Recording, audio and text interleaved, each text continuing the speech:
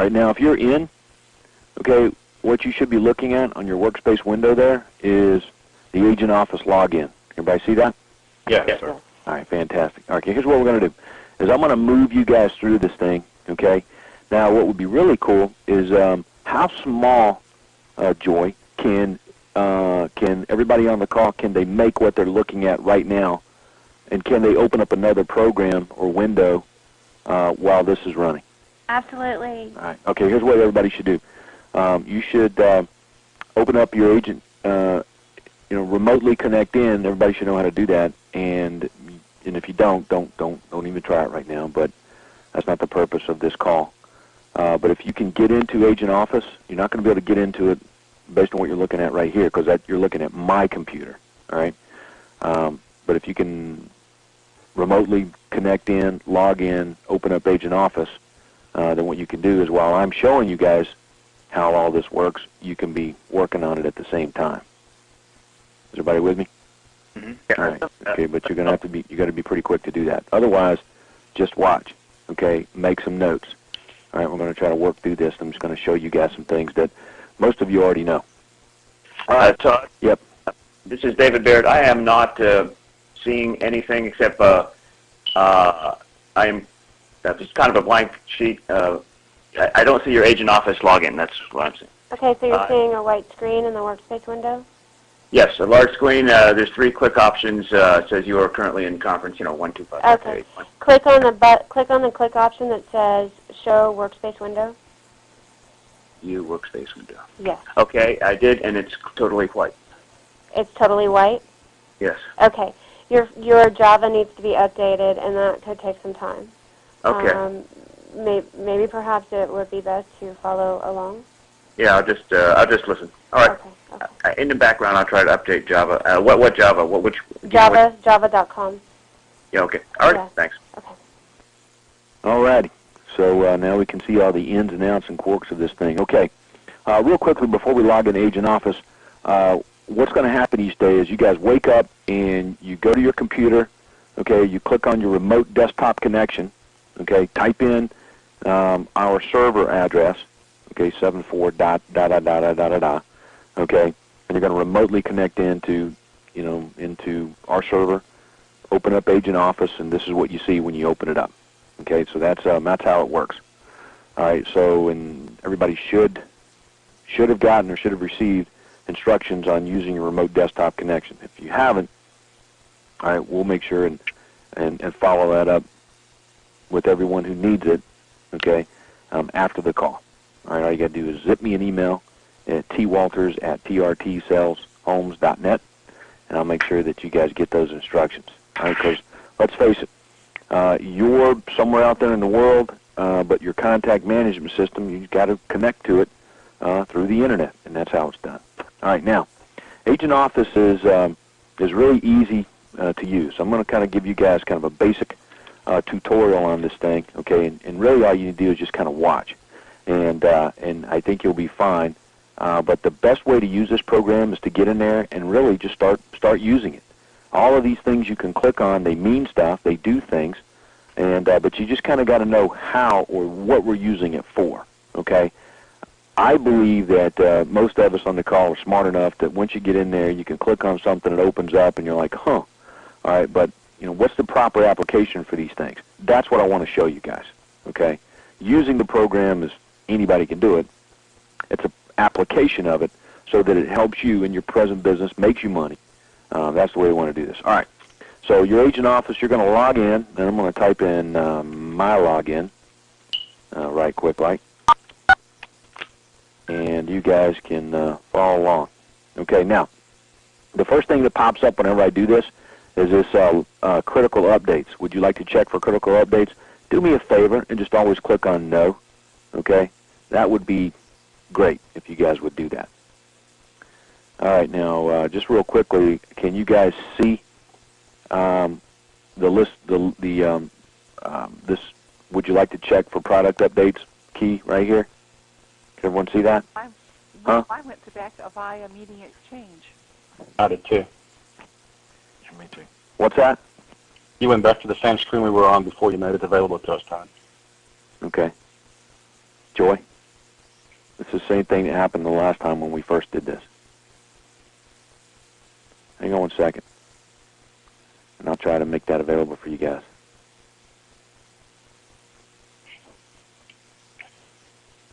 There we go. You guys see that? Yep. All right. I'll just keep rolling then. Okay. So when it pops up, you log in, check for updates. The answer is what? No. No. Okay. The next thing that pops up is this listing expiration checklist. Everybody see that?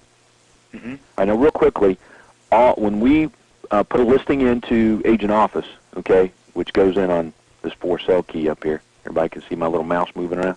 Mm-hmm. All right, great. All right, every day that you log in for the first time, this listing expiration checklist is going to pop up, okay, and it just tells you what listings are expiring and when they expire. Now, here's my problem with this picture. You guys paying attention? Yeah. All right, listen. All of these listings, okay, should be expiring on what day? The 30th of June. All right, June 30th. Okay, now I'm not going to embarrass anybody by clicking on them and finding out whose listings are and why they're expiring on the 10th or the 13th, okay? But listen, they have to expire on the last day of every month. Otherwise, once you get into listing a bunch of homes, you can't keep up with them. You just need to know that the last day of the month is when your listings expire, and this way you can be working on these things prior to that happening, okay?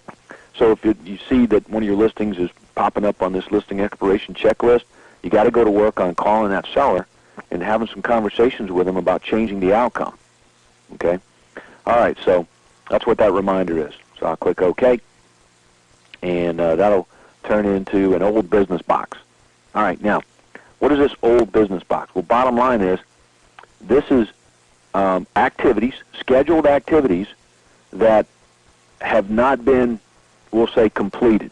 And what I mean by that is that I haven't told Agent Office that I've done these activities. Okay, if I've done them or not, I haven't told Agent Office that I have. Okay, so they're going to show up on the date that they were scheduled to be done. And you can see that this summary is between May and June, so it's about a month's worth of old business. That's how I've got it scheduled to look a month back. Now, my recommendations to you are not to work off of this old business scheduler. Okay, it's great to be able to look through here and see what all's going on. And in case you guys are wondering what all these things are, these are basically the some of the leads that have came in because what I'm looking at is a master schedule of leads and activities. Okay. All right. So my recommendation is that you can look at it for references, but I don't necessarily agree that you should click on here and perform these activities. All right. So for all intents and purposes, it's a snapshot of everything that's on our scheduler to do. Okay. So I'm just going to click out of that. This little box up here in the upper left-hand corner, you guys can see that? Mm-hmm. All right, great. This is my desktop that for some reason or other is coming up minimized. All right, but I'm going to close it. All right, now, let me show you what you got here. This little toolbar right here across the top and this little toolbar, okay? This toolbar right here, this first icon, is called a desktop module. Now, here's how you can picture this. The desktop module is basically, picture an old real estate agent, not an old real estate agent, but say from the past. They didn't have a computer, right? All they had was a desk, and on their desk they would have, a scheduler, like a day planner. They would have a file cabinet with all of their, what do you want to call it? All their files in it and contact information. In each file, say, was pertinent information relating to sales or what was going on with particular contacts. There was a Rolodex, and if you actually click on that that module, that picture of a desk actually comes up. I mean, this is what it looks like. This is my Rolodex here, and I can look up, people in the Rolodex, which is all the contacts in the system. Okay, everybody can see that. Over here are scheduled activities for today. Okay, timeless activities means there's no particular time that they're scheduled for. Over here are scheduled activities based on a time. Like if I was supposed to call somebody at 3 o'clock today, it would show up on my desktop over here. Down here is all this old business that we talked about, okay, that we just looked at, that little summary, okay? And then actually if I clicked on that, that old business box is actually going to pop back up, okay? and I can change the date to navigate through that and go backwards and look at old business further, further back. But again, I'm just kind of giving you a snapshot. You can see I'm not performing any of these functions. I'm just kind of showing you what it is. All right. Now, the next module is the contact module. This is one you got to be really concerned with, because when you have a scheduled activity on your scheduler that says, look, call John Smith, buyer lead, okay, you're actually going to pull up John Smith's contact card, okay, right here. And on these contact cards, you're going to have folks' names and their address and contact info, their phone numbers, email addresses, okay? And down here in the middle are all these tabs. And now remember, this is like a file, and inside the file is all this information, okay? The first tab I want you guys to get familiar with is this general tab, okay? And you'll be able to see whether it's a buyer or seller prospect, because when Michael puts a lead in, it's going to say buyer, seller, prospect, okay? And then on across here, the things that you want to be concerned with are the user-defined tab, plans, notes and activities, all right? Those three tabs. The user-defined field tells us the lead source, kind of where it came from, all right? Who the agent is, so your name should be in here somewhere. If you're an inside sales agent, your name should be down here, okay? And if it's not, you can simply add it, okay, by double-clicking. Like I'm down here on the inside sales box, I double-click there, and I can select my name, okay, and put it in the box. Now I am now the inside sales agent on this, since this was a lead that was actually assigned to me, okay? Now, just so you guys will know, you can navigate through here and figure it out that you can pull up all kinds of contacts and see other people's contacts and information, and you can, on some of these things, you could actually take out somebody's name and put in somebody else's. All right, well, see, we have paper trails of everything, so anytime people do that, we find out about it, and it's automatic termination for stealing. All right, we just don't tolerate that. So we all work as a team on these things, and so be real careful about what you're clicking on and what you're doing. All righty, so that's the user-defined tab. All right, this plans tab are for launching activity plans. So when Michael puts a lead in, the first thing he does after he puts a new contact in is he comes down here, he clicks on the plans tab, and he finds the plan, activity plan associated with whatever lead this might be. So there's all kinds of plans in here, from closing plans to selling plans. Okay, you can see as I scroll down through these, there's a lot of activity plans, right? Okay, but the cool plan that you guys are going to be launching are what we call appointment plans. Okay, so when you book an appointment, you're going to come down here and you're going to find your appointment plan. Now, I believe all of the appointment plans are under, for whatever reason, are under prospecting. Okay, so I can just click on this activity plans drop-down box here. Okay, boom, and then I've got my appointment plan I selected. Okay, and then I can come over here and launch it. I'm not going to do that right now. I'm just kind of showing you guys some of this stuff. Okay, we're just giving you some highlights. Okay, now if I'm talking to a contact, all right, I want to keep really good detailed notes of what's going on here with this contact. All right, whether I've trying to reach them, whether I've reached them and I had a conversation with them, whether I've reached them, had a conversation with them, booked an appointment, scheduled a follow-up call, all of those type of notes are going in here. So you click on the Notes and Activities box, okay? This pops up. Come down here and add a new note, all right? And stop typing. And this note is for a test, okay? Click on OK, and it populates that field right there. There's a note, okay? Now, this is pretty interesting because I'm looking at this contact here, which is really not a contact, just a phone number. It says emailed buyer 3 times. Now, I'm just guessing that there was an email address at one time on this particular person, but it's not here anymore. You can see that. All right, so this note makes absolutely no sense with this particular phone number right here. You guys can kind of see how that matches up, right? So I don't know what that's about, because it doesn't jive with this particular prospect. How do you email somebody with lease purchase homes when there's no contact here? So there's a note on this particular contact card really isn't associated with this contact. So, but you can see that that's just weird stuff. And that's what happens when we don't really properly know how to use this contact management system, then it really doesn't help us. Okay? Now, the only way this note could get here, all right, listen, don't put us on hold, guys. Anybody that puts us on hold, we can hear the hold music. All right, so on this contact card right here, if I click on Notes and Activities, the notes I'm typing in here should pertain to this particular contact. And obviously, this is a no contact, so. But anyway, those are the three things on these contact cards you guys are going to be messing with. All right, so that's that contact module. This next module is a scheduler, okay? The next one is all of our listings. The next one is all of our sales, okay?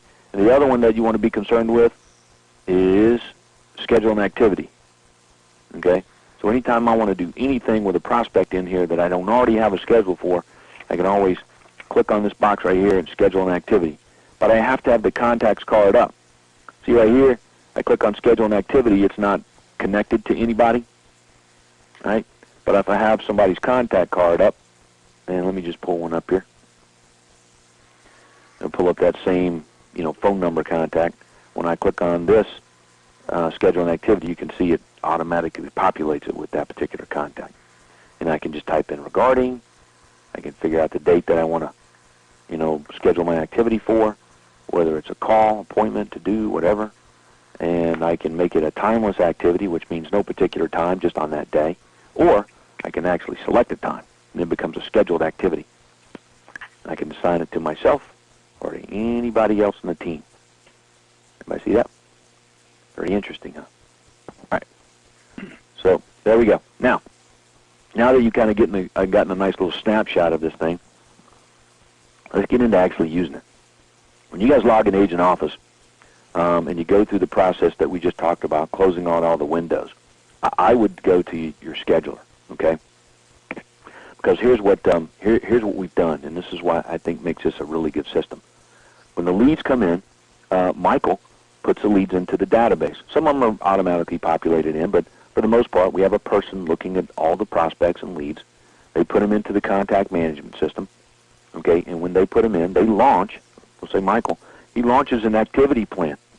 And the activity plan says send video emails, send direct mail, send houses, send reports, okay? Make a phone call, and all of those things that it's those activities are scheduled to people, okay? So if you just go into your scheduler, what's going to happen is you're going to get a nice snapshot of all of your scheduled activities, okay?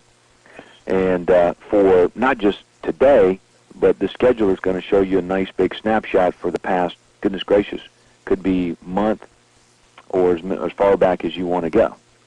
All right, so because and I probably made a mistake logging in under this scheduler because there's hundreds of scheduled activities, so the longer, or put it this way, the more people that are on our server, Agent Office, the longer it's going to take for the scheduler to load.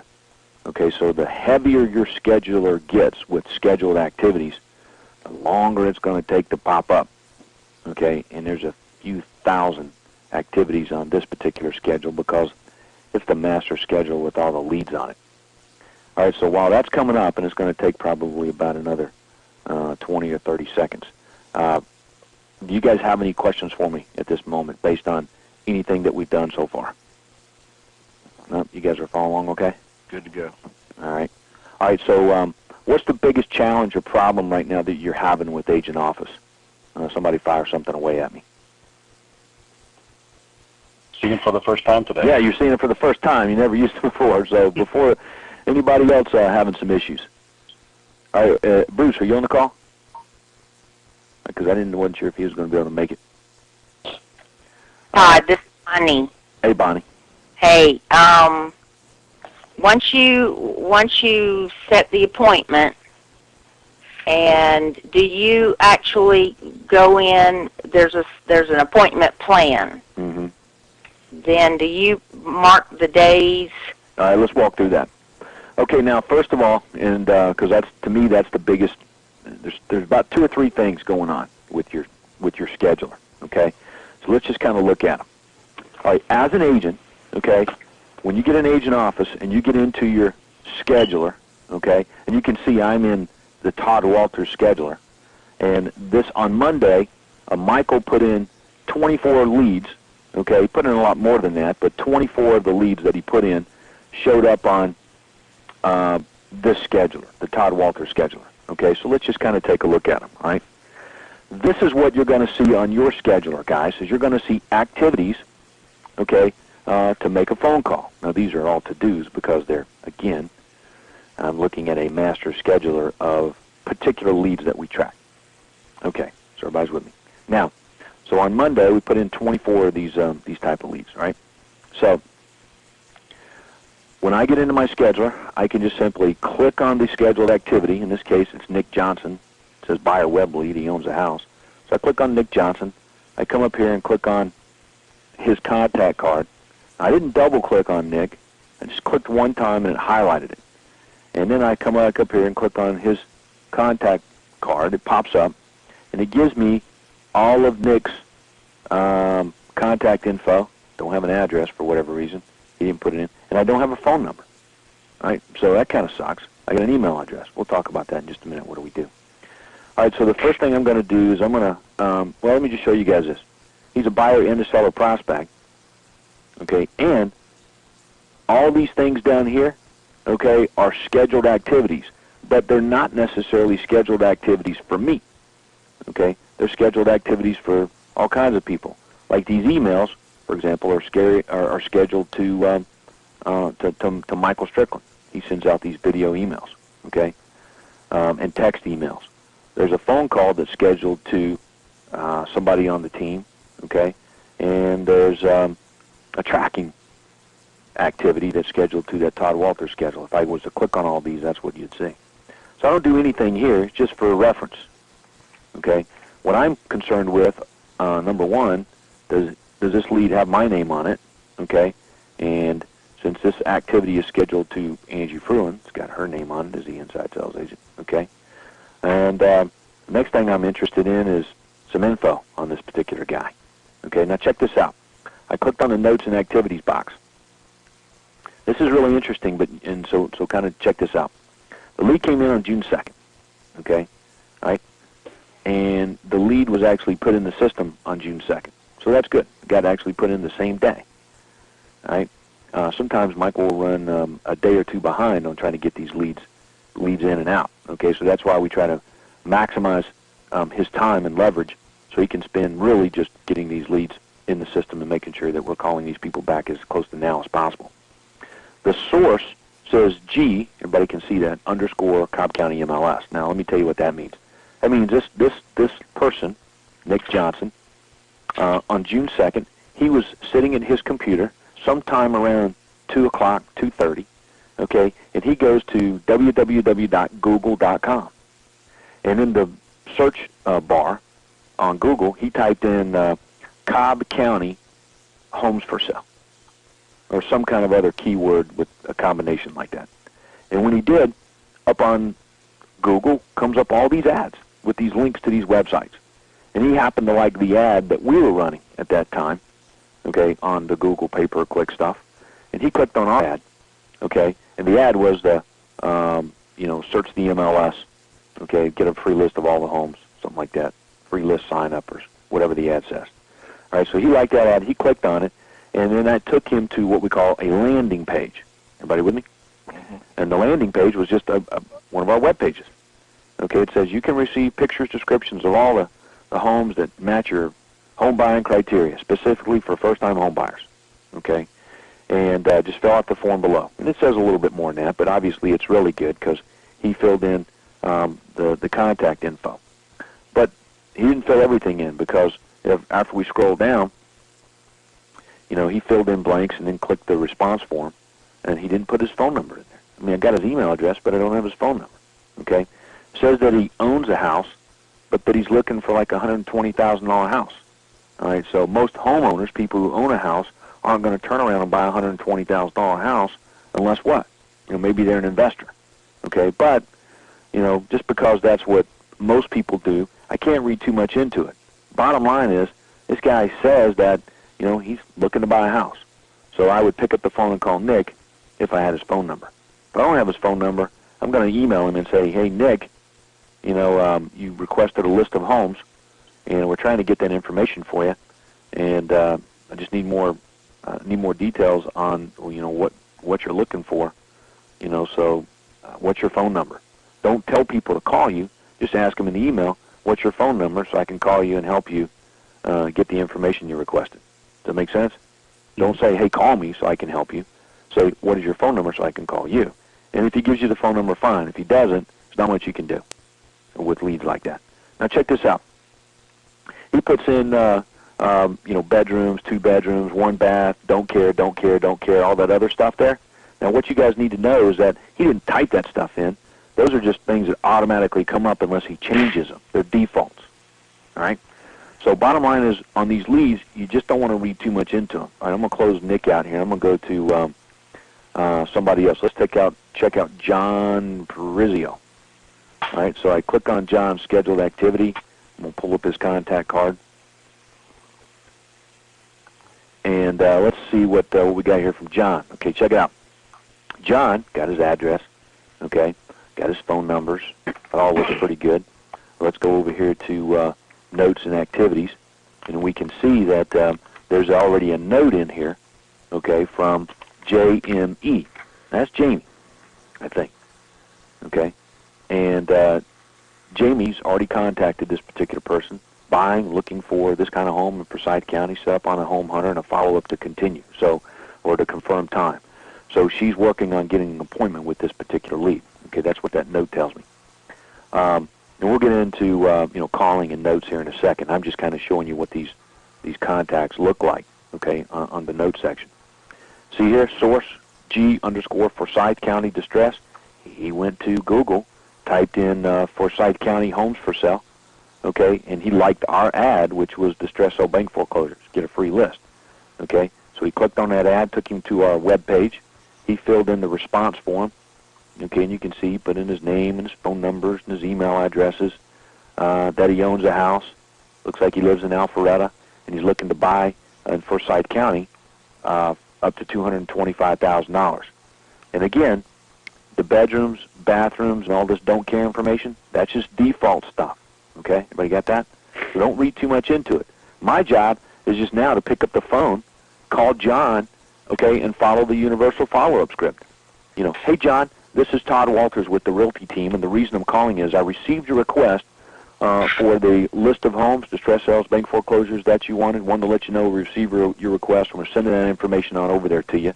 You should have that in the next couple of days or so. Is that okay? And John says, yeah, that's great. Hey, John, are you planning on making a move in the next 3 to 6 months? Yes, we are. Great. The house you're in right now, are you renting or do you own? We actually own the home that we're in right now. Okay, John, do you have an agent to, obviously before I move too fast, I want to make sure that John is either a buy first or a sell first guy, right? So if John tells me, yeah, I own the house I'm living in. Okay, John, were you planning on selling that home before buying your next one? Or did you want to go ahead and buy your next house and then work on selling yours? Well, Todd, we pretty much want to know where we're going and what we're going to buy before we do anything with our house. Okay, great. Do you have an agent to help you when the time is right? No. Well, John, would you be interested in getting pictures, descriptions of all the homes to match your home buying criteria? All of them, including distress sales and bank foreclosures, but even builder closeouts and other really great deals. All the homes from all the real estate companies out there, they'll automatically be sent over to you. Show up on your email as often as they hit the marketplace. It's a free service. You don't have to buy anything. Would you find that helpful now? And John says, yeah, that sounds great. Okay, and then I move forward with trying to book an appointment in time to get face to face. Right, and I'm typing my notes in to that effect. Okay, so that's the call I make to John based on this information I got. I'm just following the script. Right, and I'm assuming that's what Jamie did. Now, I'm going to look over here under plans, and you can see that Jamie actually talked to this guy, and what we call, she set an appointment. Okay, John says yes to the home hunter service, so then Jamie says, hey, John, are you available, over the next couple of days? We can pop by, take down your home buying criteria, and get that system set up for you. And John says, yeah, that'd be great. So we set an appointment, and then I type in my notes about, our conversation that we had under notes and activities, okay? And that's what Jamie's done. And then I select my appointment plan, okay, which in this case would have been Jamie buyer appointment plan, because the guy's a buy first guy, right? So I can just click here and click on J, and that just takes me down through the list, and I find my appointment plan. Jamie buyer appointment plan. And I click on launch plan. Are you sure you want to launch this plan? Yeah, absolutely. Click on OK, and it launches the activity plan. You can see that I've actually relaunched the same plan that Jamie launched. And then all of these scheduled activities down here that just got scheduled, guys, they're going to show up on your scheduler, okay? And then you just perform the activities. And we'll walk through that in just a minute. All right, but I'm going to get rid of this plan that I just launched here because Jamie's already in the middle of working with this particular prospect. All righty. So that's how that process works, okay? So I'm going to close out that deal. So that's what happens, okay? I just highlight this person, come up here to the contact card, okay? Quickly make an assessment of the lead, okay? Go to notes and activities just so I can get an idea of, you know, what this person called on. You can see this person here, you know, was interested in avoiding getting stuck owning 2 homes.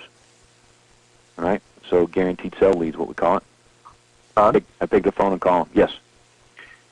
Assigning the plans, are they pretty simple, one buyer plan, one seller plan, or Yep. we have to have a list of plans so we know which one Nope. to assign? Nope. You guys will actually, Brienne's already set up your buyer appointment and your seller appointment plans. All you have to do is launch the activity. Okay. Launch the plan. Okay, so let's make sure we're clear on this. I can go back, okay, and I got it. My schedule is, you know, it doesn't, you know, these leads will either stay on these particular days or move forward. Like if I go back to Friday, see, I will assume, let's pretend that this is, that I'm an agent, this is my schedule, and these are all my scheduled activities from Friday on May 30th. If I was Jay Bess and I was looking at Todd's scheduler, my assumption, if I was Jay, would be like Todd has not reached any of these people, okay? Because all these activities are still scheduled on his scheduler from May 30th, okay? Because if he had reached them, there would be some sort of change in this activity. This activity would either be moved to the future for future follow-up, okay, or it would still be here because I'm still trying to reach this person. So my suggestion is that you do not move the scheduled activities unless you actually talk to a person, okay, and then you're either going to book an appointment, okay, launch an appointment plan and tell the computer that you actually performed this phone call. I'll show you that in a minute. Or you're going to, based on your conversation with like Nick Johnson here, he's not ready to do anything right now. I got to follow up with him in the future, okay? All I'm going to do, and let me just walk back through this again, okay, is I click on the activity, and I just schedule the activity for a future date. So in this case, I'm going to schedule it for like June 6th, because he just couldn't talk to me, and he said, call me back next week. Well, I'm not going to call him back next week. I'm going to call him back in half the time that he says, okay? So if he said, call me back in 2 weeks, I'm definitely calling him back very quickly, within a week. So I scheduled the activity. In this case, I put June 6th on there. Regarding, I just left that the same. It's still assigned to me.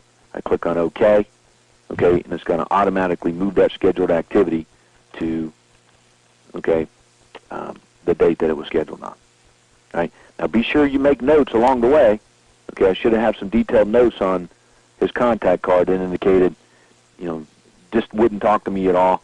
You know, didn't give me the, you know, couldn't even get into the script. He was tied up. Said call me back in 2 weeks after he knew I was a real estate agent. Blah blah blah. I'm calling him back in next week. All right. Now here's the thing. You got to be really aggressive at making these calls to all these leads. Okay, and if you'll follow the script, the law of reciprocity will be on your side. Okay. Now this is not a training call for calling back the leads, but I always want to get that in. Now, you guys know what I mean by law of reciprocity, right? The script says, look, you contacted us, we're acknowledging that you contacted us, and we're actually following through on what it is you wanted. Is that okay with you? And, you know, obviously you give something to somebody, they're typically going to give you something back, which is, maybe some time. But you got to make good use of that time and get right into the meat of the script there, gauging their motivation and timing and making them the appropriate offer. All right. So let's one more time. I'm in my scheduler. I click on the activity that's scheduled to me. I go to the person's contact card, and when their contact card pops up, I briefly give it a once-over. I got some contact info. I got a notes and activities. This guy came through Google, wants a new homes hot list, whatever. I don't care what he wants. I just know he's interested in moving, it looks like to me.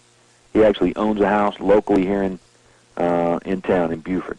Okay, so that's a pretty decent lead. He filled in lots of information there, so that's kind of how I look at it. The more info they fill in, it looks like the better the score is, if you want to call it that. I pick up the phone, make the call, follow the script. Okay, while I'm on the phone with him, I pop up my note box, and I'm typing in, everything he's telling me. Does own a house.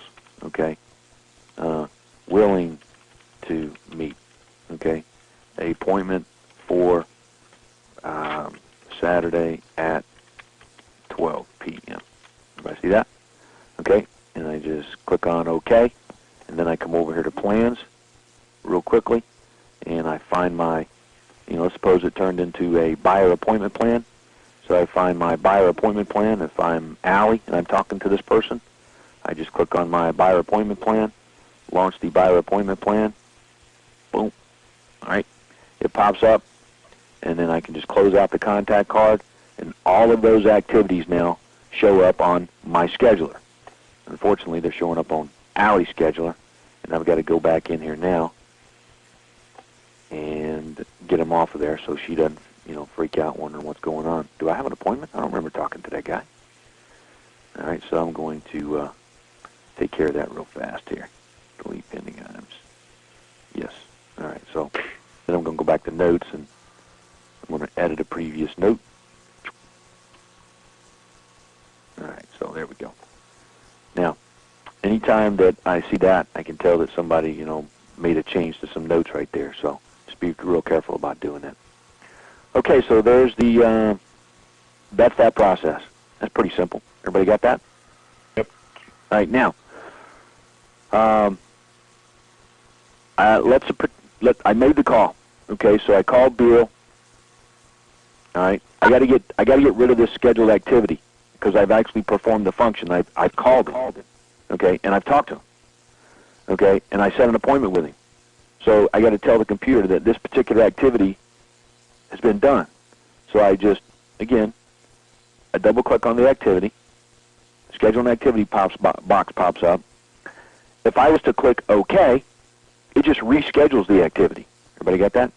If I click Cancel, it just closes out the box. That's the same as clicking that. If I click on To Do, for example, okay, it's going to say, was this done? And if I click yes, it goes away. But let's talk about this. If I click yes and it goes away, that's fine as long as I've already scheduled another activity to do something else for this prospect. Because if I click yes and it goes away and I don't have another scheduled activity for this particular contact, then I'm going to lose them forever, because I got lots of activities here and I can't remember, who's who. So my recommendation is that you always make sure you have a scheduled activity. So if I click on yes and follow up, it gives me the option to schedule a future activity. But again, if I just launch that activity plan for an appointment, then I have some scheduled activities on my scheduler, right? Okay, so I could just click on yes, right? So there you go. Now, let's talk about these appointment plans. Okay, let's go to a day where nothing's going on here. Alrighty, and let's schedule an activity. I'll tell you what, it would be easier for me just to use somebody else's Okay, who's on the call that wants me to use their scheduler as an example? Anybody? You can use mine, Vista. All right. There's nothing on there. I'll tell you what. I'm going to use Angie's. Okay, because she's on the call and she's actually working on doing this. All right, so let's go to June 2nd for Angie. Okay, and let's scroll down and find the lead here. We already looked at the Nick Johnson guy. We don't want him. Bill Haynes, BioWeb lead, owns a home. Okay, so just follow me. I go to schedule. I click on Bill here, highlight it one time, click on it one time, go to his contact card. His contact card pops up. Go to notes and activities. Find out he's interested in that new homes hot list. Okay, looks like he owns a house here in town, but he's a buy first or sell first guy. Let's pick up the phone and call. So pick up the phone, follow the universal follow-up script. Based on my conversation with him, okay, he wants to move. He's a buy first customer. Okay, and I booked an appointment for Saturday at 12. Okay, so I get my notes there.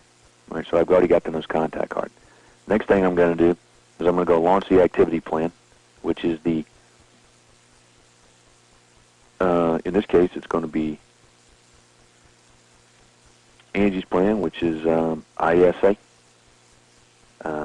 3, buyer appointment plan. So I find the my buyer appointment plan. I go to launch plan. You sure you want to do this? Yep. Okay. Now all of those scheduled activities are going to show up on my scheduler. I just click on close. Okay. And since today's Friday the 3rd, see, I was working on Monday's date, but all those scheduled activities from that plan I just launched are on Friday. We'll take a look at them here in a minute.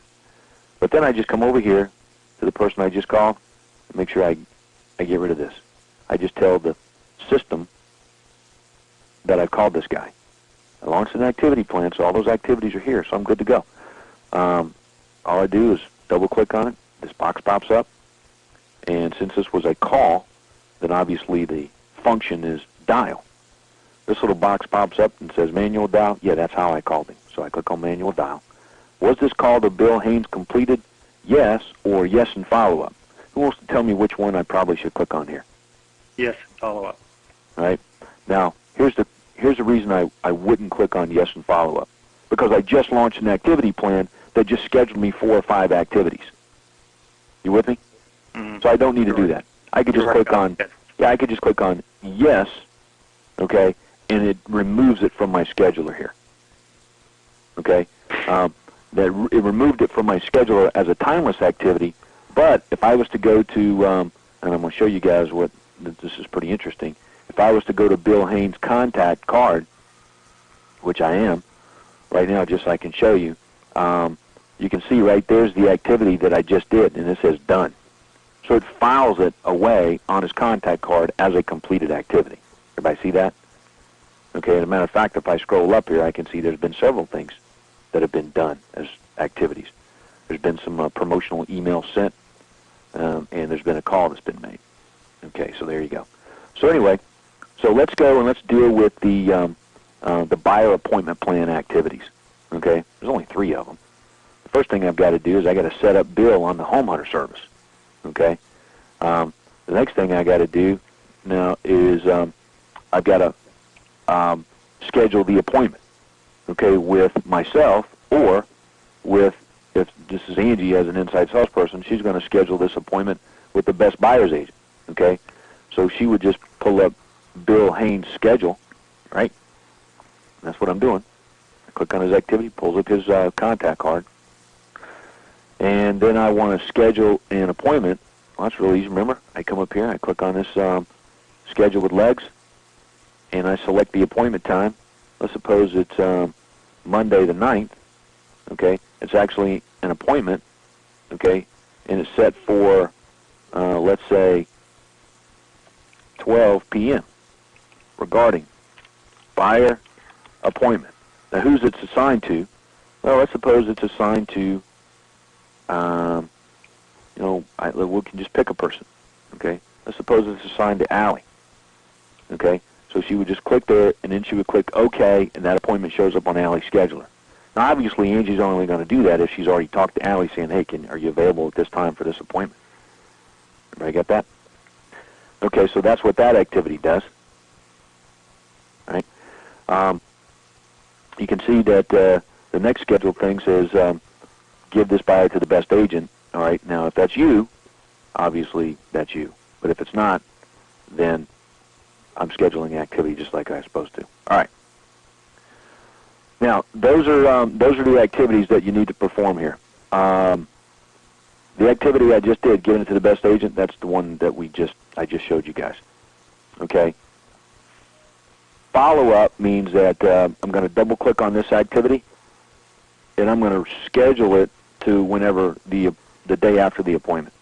So if the appointment was on the 9th, I'm going to schedule it for the 10th. This way, after I meet with somebody, there's still a scheduled activity on my system that tells me basically how'd the appointment go.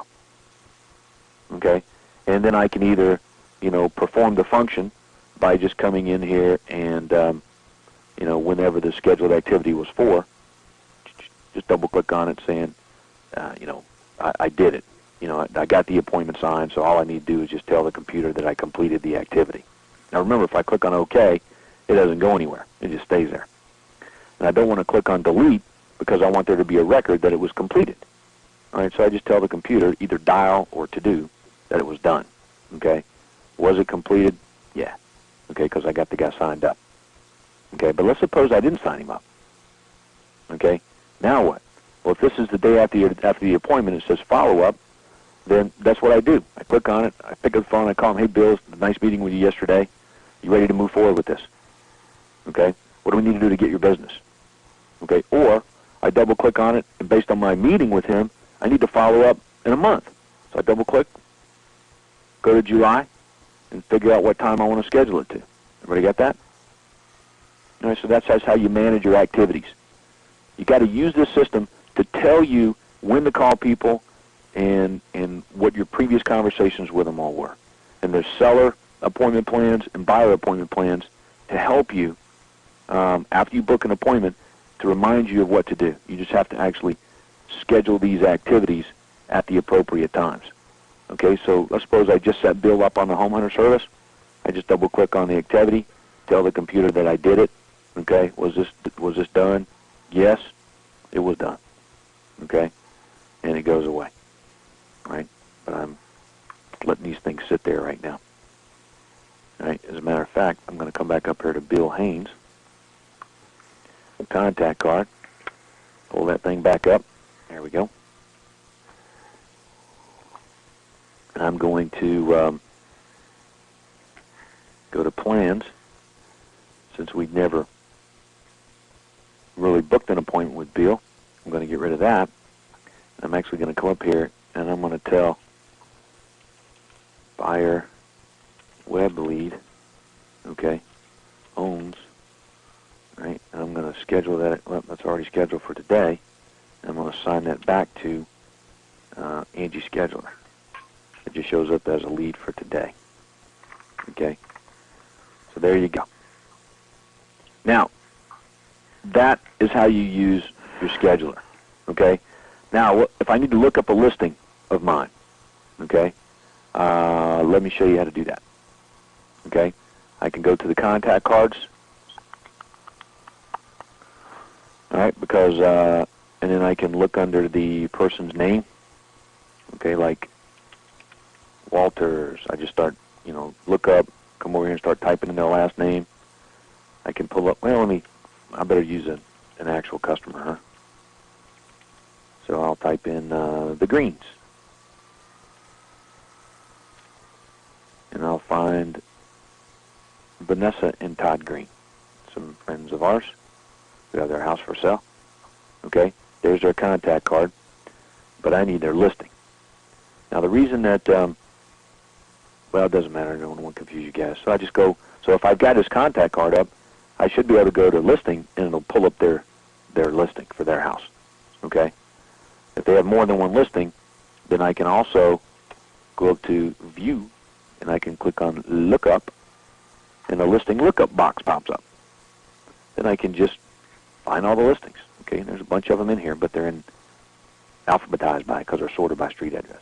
Okay, but this is the listing for Vanessa and Todd Green. Now, here's what you guys never, ever, ever want to do, right? Never click on this, owner, okay? All right, because when you do, it says change owner for listing. You see that? Now, what happens if I say, oh, I don't want to do that, and I clicked on cancel? If you do that, then the owner's name will disappear from this box because that's what you've done. You've canceled that owner. All right, so I don't want to do that. I'm just going to click on OK to make sure it stays there. All right, pretty interesting. All right, now, notes and activities. You can see there's a lot of notes and activities because every time we have a conversation with Todd, every time an agent looks at the property and I have a conversation with any pertinent information on this listing, I better have me a string of notes in here. You've been in situations before where, you know, communications seem to kind of break down between you and the seller. You just want to have documented a paper trail of activities going. There should be notes every week in here. There shouldn't be a gap of, 2-3 weeks, or even a month in here like this, okay? Because there's been conversations that have been taking place between when the home was listed and like May 24th. Those conversations need to be in here, okay? And then put your initials out there after you put these notes in. Very important. Okay, so when Brienne sets up a listing, she sets a listing card up. She basically, all this information you see gets in here because of her. And then she comes over to plans, and then she launches an activity plan, okay, like new featured property. And then whoever the agent is, she'll launch the agent plans, okay, follow-up plans and all that kind of stuff, okay? Alrighty. So, let me just get rid of some of these things while I'm in here that are in the way. Alrighty, so there you go. That's the listing thing. I want to look up sales. I can click on the sale card, and it brings up the sale, okay? This home's not under contract yet. Okay, that's why it's not going to show up as a sale. Okay, but the first sale that does pop up or that is on the list, okay, pops up. Okay, so and that's how all these things work. All you guys have to do is outside sales and inside sales agents. Okay, and make it really easy for you. All you have to do is do your scheduled activities. Okay, that show up on your scheduler. Make sure there's always a scheduled activity for follow-up, okay, whether it's in the form of a plan being launched, an appointment plan, or a future phone call, okay? That's all you need to do, and keep really detailed notes of every contact, prospect, listing, sale that you're working on. If it's a contact that you're working on, a prospect, you're going to keep your notes under the contact card, right here. Right, see that? If it's a listing that you have and you're talking to the seller, keep all of your notes under the seller's listing card. Okay? All your notes should go under the listing card. Okay, because one contact can own 10 houses. All right, so that's why you want to keep all your notes under the listing card. If it's a sale, pending sale that you're working on, keep all of your notes under the sale card. Okay? And you can always come up to view and look up whatever window you have up. So if you have the sales up, you can look up a sale. Okay? If you have the listings up, click on view and you can look up the listings. Okay? By status, street address. Okay? If it's a contact card you have up, you can click on view and you can look up the contact. Okay, simply by start typing in their last name, and then it'll jump down to those to that place in the alphabet. Okay, so there's your quick snapshot overview of how an outside sales agent, inside sales agent uses Agent Office. Any questions? Todd, can everybody see everybody else's, or do you only see yours? You're only looking at your schedule. When you log in, like I logged in as Todd Walters, so that's why I'm only looking at Todd's scheduler. Okay? I understand. I'm just asking, do you see everybody's? Because I'd really rather only see mine instead of having to browse through everybody's and perhaps updating the wrong record by accident. Nope. You're only working on your scheduler. All right, so you can only see your scheduler. Good. Yep. All right, what else? Next question. Todd, it's Angie. I was playing around with it as I've been trying to do for the past 24 hours, and I go way back, and it looks like there are activities all the way back to 2006. Yes. All right. Here's the thing. We reuse, like if we bring on an agent and it doesn't work out, okay, we reuse their scheduler. Okay, so there may very well be some scheduled activities in the past on somebody's scheduler if you go back a ways. Okay, and they just didn't get cleaned up properly when the scheduler was assigned to you.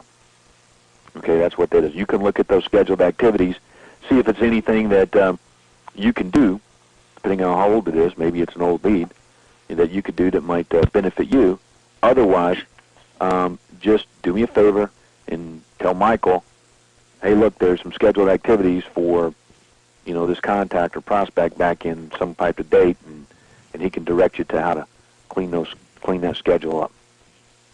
All right, but that's why you see those. Yep. Once you have you get a contract for a listing, do we, the outside sales agents, move into the sales plan or the sales side of the thing, or just ISA to do it for us? I mean, how do we transition? When you list a house and you turn the listing in, okay, Brienne, our listing coordinator, she does all that.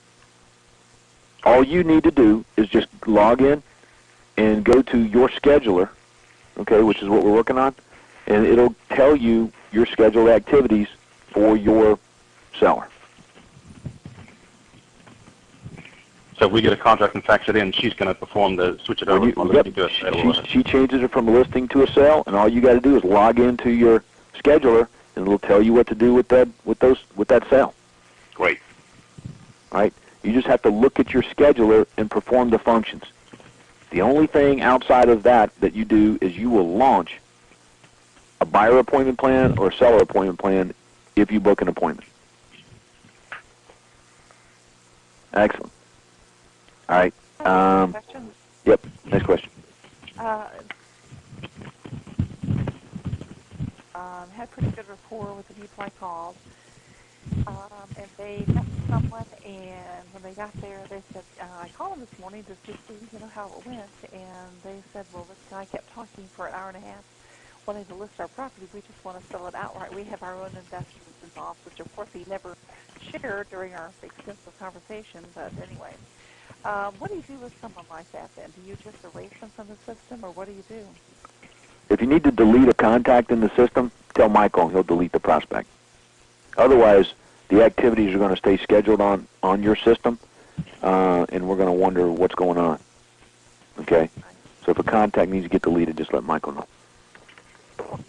Right? And I didn't quite really hear you that well, Angie, when you were talking, so I don't know specifically what your question was, but if you need to delete somebody, let Michael know.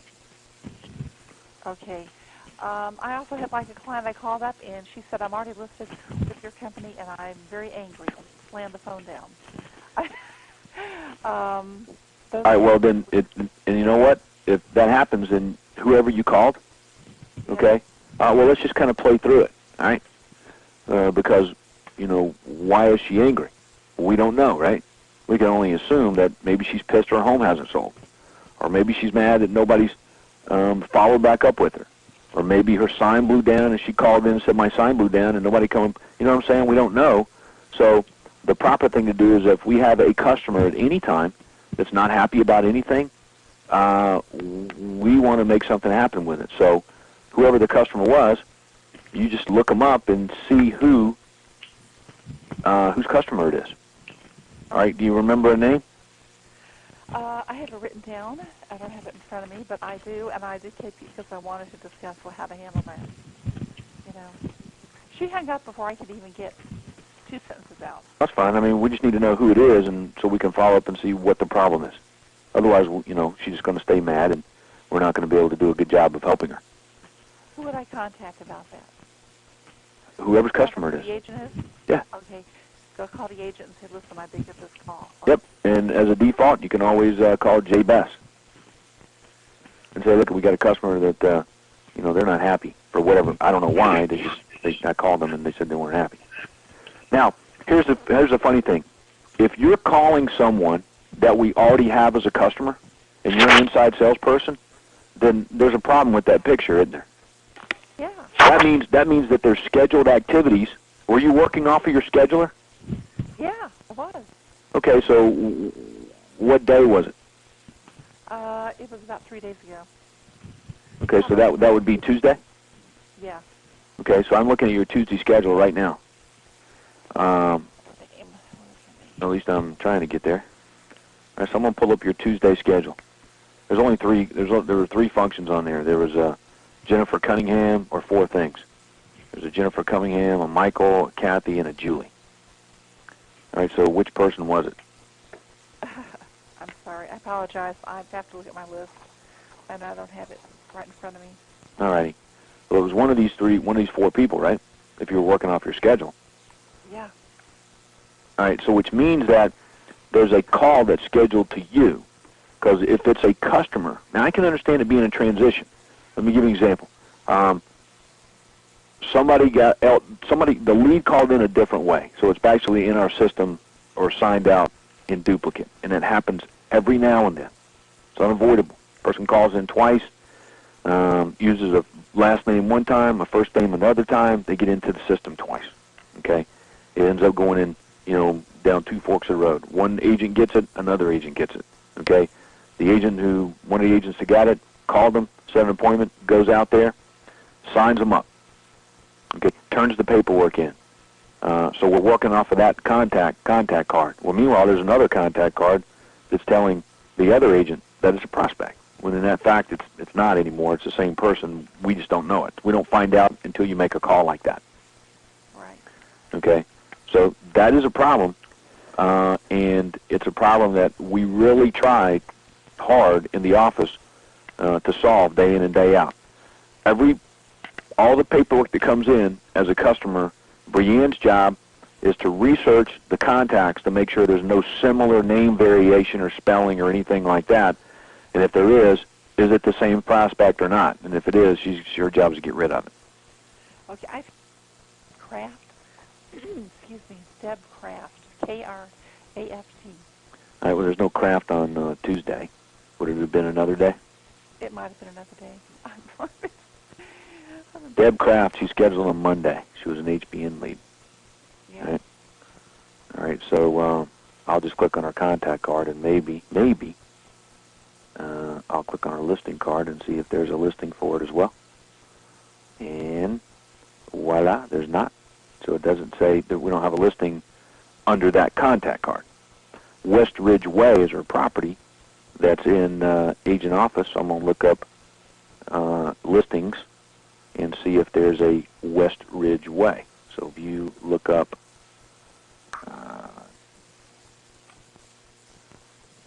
what was it?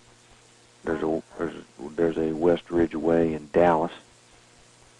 That's it. Looks like. Yeah. And there's a Kraft. You can check it out. All right, Samuel and Deborah Kraft, C-R-A-F-T. Okay, but here we have in our system in the lead it says K-R-A-F-T. Right. Okay, now this particular listing was we listed it May 1. Now check this out. Everybody listening? We're not immune to this. Okay, we've been trying to sell this person's house since May. Okay, May 1, not that long ago. Okay, only a month. All right, well, and I'm going to show you, I'm just going to close out this listing here. It's Charles Holt's seller. Okay, and I'm going to go back to Deb Kraft, the HBN lead, and I'm going to go to notes and activities, and on June 2nd, Deb, okay, the seller, says, look, I really want to sell my house, so I'm going to sit down on a computer right now, and I'm going to find me a buyer. Okay, so she sits down on her computer, she goes to Google, and she says, need to sell my house right now, or types in some sort of variation of that, right? And up on the Google, or Yahoo, or MSN, or whatever she was using as her search engine, pops up some ads. Get an offer on your house, sell your house now, whatever. So the ad that she selected, guess what, was one of ours. Right? So she clicks on it, says, we got lots of investors, work on this, do this, and do that. So she fills out the response form, clicks submit, and we get our own seller as a lead. Okay? Now, the problem, the reason it didn't show up, okay, when the lead was put in, it would, if we already had that contact in our system, when Michael was importing the lead in the agent office, it would automatically show up as they're already in our system. The reason it didn't here is because the contact that we have in our system is, her last name is spelled C-R-A-F-T. Okay, so which Brianne put in, that was copied directly from the listing paperwork. So if Charles took this listing and he filled it out, he misspelled her last name. That's the assumption that I'm making. May or may not be true, but I'm going to say it is because what she put in HBN, she spelled her last name Kraft. So when you make mistakes, this is what happens.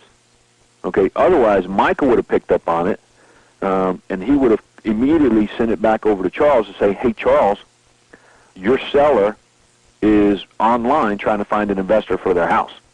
Might be a good time to give him a call and say, look, you're trying to find an investor for your home. We've already ran it by all of our investors, and they're not interested in your home at that price. Okay, so I know that you want to sell your house, Miss Kraft. Okay, and you're asking $178,000 for your house now. Okay, and the reason I'm saying that is because I'm going to pull up her house again. What was it, Westridge? You're asking $178,900 for your property now. If a buyer walked into your house, or up to your house, knocked on your door, and they had $170,000 in cash, would you take it?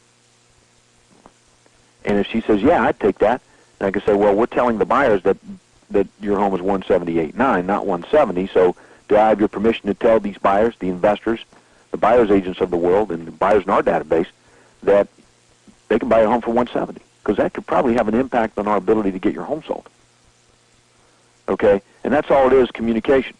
Now, if you're still looking at your computer screen, you can see that on mine, I'm looking at the notes for Miss Kraft, okay, on Westridge Way. And I'm not going to crucify Charles, because I bet you that Charles, and I know him, he's probably talked to this lady 2 or 3 times, okay, since the property was listed back in the 1st of May. Okay, but there's no notes. So now, if I wanted to get on the phone with Miss Kraft, I can't help her, because there's no notes in here about the conversations that Charles has had. So she could say anything. And you know what? I can't really dispute it, refute it, or do anything like that if I was trying to help her myself, because there's no detailed notes on the conversations that the listing agent has had with the seller since it was put on the marketplace. Okay, so a sales manager would assume that, hey, listing agent, you're either not following the system or you're not communicating with your customer. Which one is it? And most of the time it's always a combination of both. But anyway, so that's a good example. We're not picking on Charles, but I guess we really are. But you know what? I could go through everybody's schedule around here, and I could find that stuff, right? And everybody's going, yeah, you could. Yeah. All right, because this is the way it's been for years and years and years. But it's funny how the problems that pop up are as a result of lack of communication. That's it. Okay? So your contact management system will allow you to do a much, much better job of communicating with your customers, with your clients, with your sales, managing all the prospects in your database. If you can get dialed into using this thing and using it well, you guys will be fine. You'll minimize the issues and problems that you're having, and you'll be good to go. Okay? It all starts with proper diligence, okay, due diligence on, just making sure you got people's names spelled correctly. Because if you don't, you're like, well, no big deal, still the same thing. Okay, well, look, it is a big deal, because now we got duplicate contacts, and we just embarrassed ourselves by calling this person up as a lead saying, hey, you want to sell your house, we can help you. And she's like, you already got my freaking house for sale. So not only are you not calling me back and helping me sell my house, okay, you just listed it and ran away, you guys don't even know that I'm a customer. Okay, so the right hand doesn't know what the left hand is doing. Even though we do, this is how we communicate it to each other, is this contact management system. So not properly followed, then those are the kind of issues and problems you run in with. All right, so that's good stuff. And I'm glad that you brought that up, Angie, because that makes this call a little bit better and allows us to kind of see why these things are so important. Mm-hmm. Now, let me be clear on this, okay? We got hundreds of contacts, okay, in this system on any given day that we're working with. Okay, hundreds. Okay, so obviously there's going to be some little issues like that that are going to come up from time to time. Okay, but that's all the more reason that we got to be better at it. Okay, we got to be better at it than all the other guys. Okay. All right. So what else? Any other questions before we wrap this call up? That was great. Probably scared to raise any more questions after that, eh? Yeah, that was great. All right. Well, look at you guys are really good at what you do at selling homes, but the contact management system, without it, then you're going to have a hard time consistently following up with prospects and selling more homes. It all starts right here. I mentioned this to you guys when I first met you, but there were 3 big elements to success in my real estate career. One of them was development and implementation of a unique selling proposition. The second was the DISC personal concept. And the third one was contact management system. All right? And, you know, if that's me telling you, you know, out of 18 years and 5,000 transactions, that those are the 3 biggest things, my recommendation is that you really get in and understand and utilize those 3 things because they're great points of leverage and will really help you be successful as well. So with that, we'll end the call and remind you that when you're going to log out of Agent Office, that you just close out all your windows, okay? And log out, you're fine. We back up our data daily, so we're good to go there. And outside of that, I really appreciate you guys calling in and working through the initial, you know, problems on getting this thing up and running so you can see it on your laptop or your desktop that you're using right now. Now your job is to go to work and use this thing. So thanks a lot, guys, and stay at it, and stay sharp, and have an awesome weekend coming up, and let's go sell some houses. We'll see you. Bye-bye.